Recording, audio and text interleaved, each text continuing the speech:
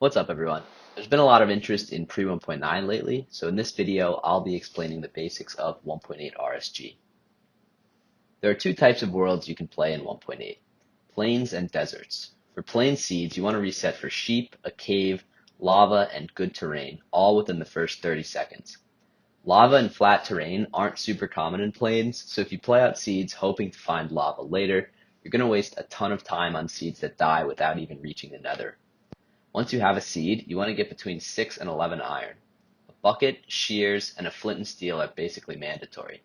Then, an iron pick will save time later in the run, and an iron sword is useful for two-shotting blazes, especially if you blaze bed. If you have 6 iron and you can't see any other iron, it's not worth running around the cave looking for more. With your first 3 iron, make shears and a flint and steel. Shear the sheep and kill them for mutton. Then, shear at least 2 stacks of leaves and get 12 logs. Grab the rest of the iron from your furnace and enter the nether. If you have a desert, you can play off sheep in a cave the same way you would in a plain seed, then head into the desert for lava and to tower. You can also play off a desert temple. Temples in 1.8 have tons of gold and iron compared to newer versions, so you'll often get enough iron for the run along with gold tools. If the temple is nearby, you should loot it, then come back for the sheep and other materials. If it's further away, get stone tools, get your 12 logs, and kill the sheep before going to the temple. Use the gold you get to make 3 gold pickaxes, a gold shovel, and a gold axe if you haven't already gotten all your wood. Get 8 more cobble for a furnace, then enter nether. Use rotten flesh for the start of the nether, then cook your mutton at the blaze spawner. You can blow up netherrack to get blocks rather than shearing if trees are out of the way. If you're going for world record, you also want to reset for good spawn displacement. Before 1.9, it's possible to spawn any distance from 0, 0. If you spawn far out, you're likely to be much closer to a stronghold. Resetting for seeds where you're at least 300 blocks out is a good benchmark. The first thing you need to do when you enter Nether is find a fortress. Fortress regions in 1.8 are different from 1.16. They start at plus or minus 64 blocks in each coordinate, and not every region will have a structure. The best way to find a fortress is to go to the region closest to you and then flip your Z coordinate. The reason this works is somewhat complicated, but essentially, if a region doesn't have a fortress, it's very unlikely that the region with the X coordinate flipped will have one. Once you find a fortress, use the normal fortress nav rules to find a spawner.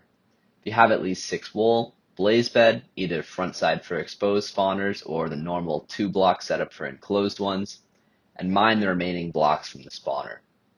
While you're waiting for blaze spawns, craft your tower materials. 1 set of doors, trapdoors, and ladders, 18 nether brick slabs, a bed, and a chest.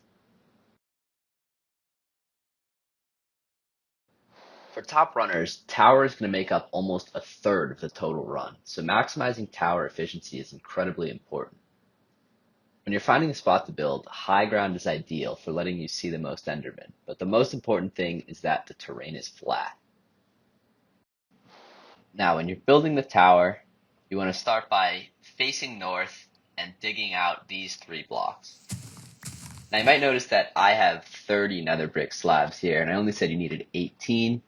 18 is the minimum, but then you need some other solid blocks, whereas 30 will be enough for everything.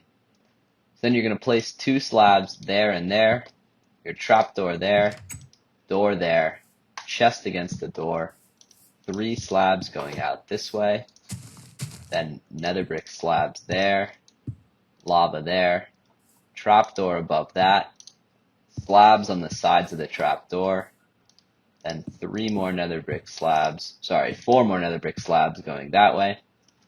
Then you're going to want to jump up onto the door here, place a leaf, any solid block there, a ladder, and then a slab against the top half of that ladder.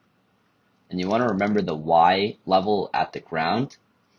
This is 4 blocks off the ground, and we're at 68, so ground level was 64.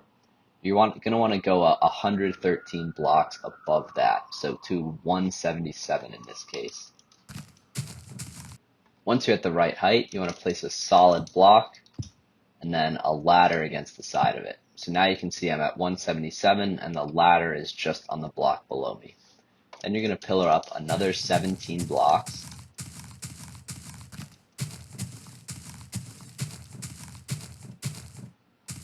place a solid block there, 2 more solid blocks there, bed here, set your spawn, then set up blocks like this.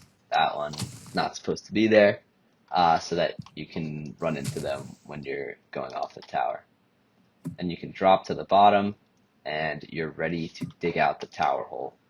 You drop everything into the chest, except for your tools, a shovel and a pickaxe, a flint and steel, at least 1 slab, some blocks, and 1 ladder.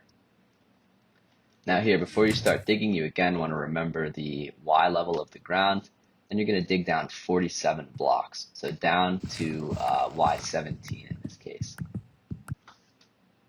When you get down to Y17, you want to place a ladder above your head in front of you. Then what you would normally do is set yourself on fire, but so I can go slower, I'm going to skip that for now. So you're going to set up your item elevator so that you can test whether the items are going to go up. You want to keep 3 blocks and then get rid of everything else. Except 1 slab. You have to keep 1 slab, and then also keep your tools or anything else important for the run. Then you're going to place 3 blocks quickly here, and that'll send the items to the surface. And here it is in full speed.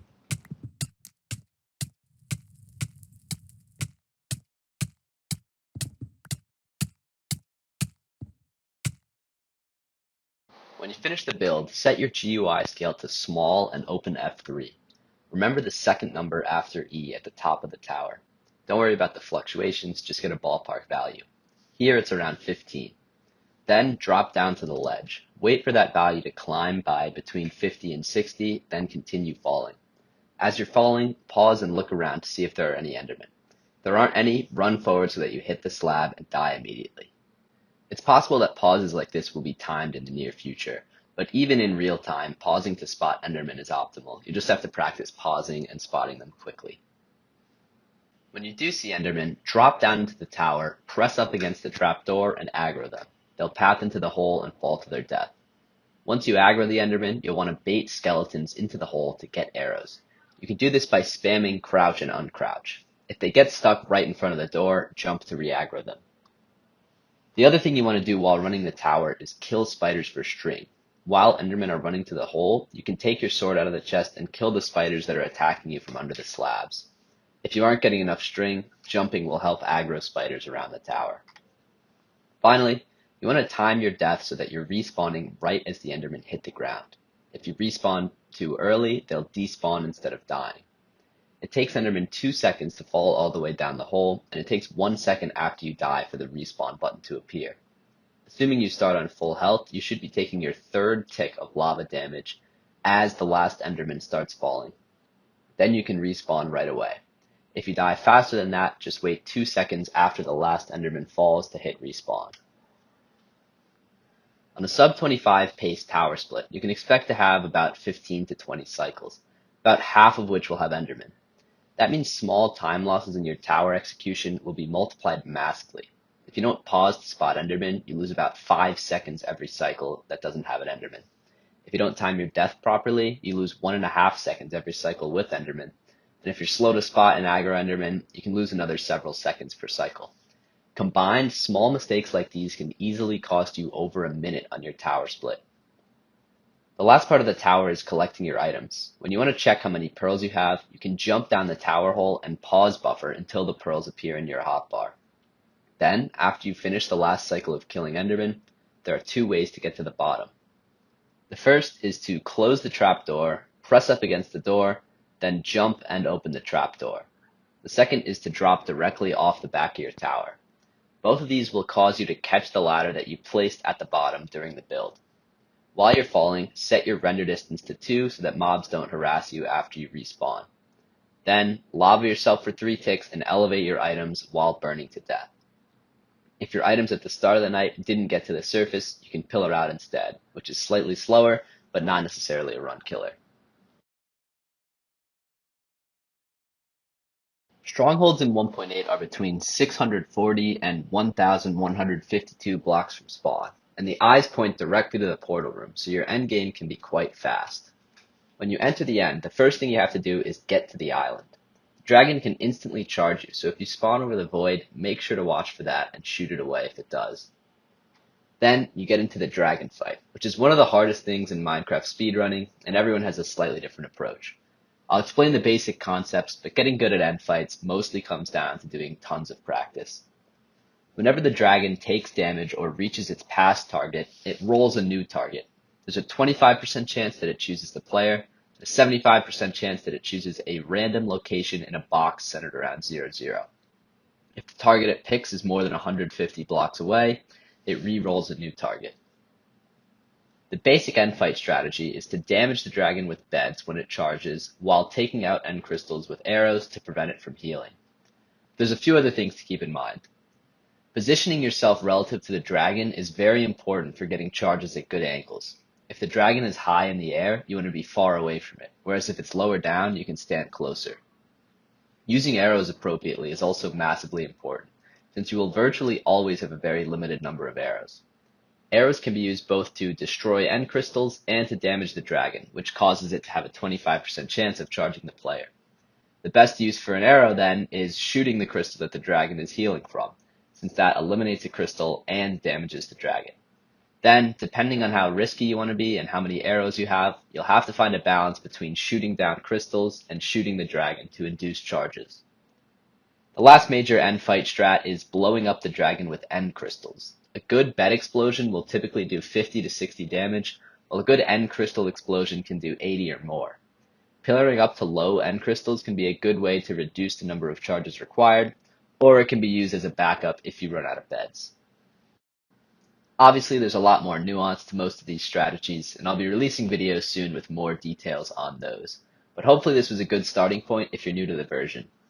Thanks for watching, and let's get this version to sub 20.